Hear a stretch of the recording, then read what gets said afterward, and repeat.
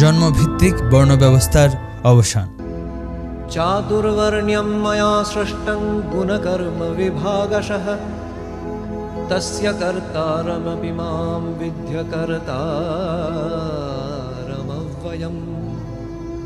গুণ ও কর্মের ভিত্তিতে ভগবান 4 বর্ণের সৃষ্টি করেছেন, যথা ব্রাহ্মণ, ক্ষত্রিয়, বৈশ্য ও শূদ্র। এই শ্লোক দ্ব্যর্থহীনভাবে প্রমাণ করে যে বর্ণ বিভাজন জন্মের ভিত্তিতে নয়, বরং একজন ব্যক্তির স্বভাব তথা গুণ ও দায়িত্বশীল কর্মের ভিত্তিতে নির্ধারিত হয়।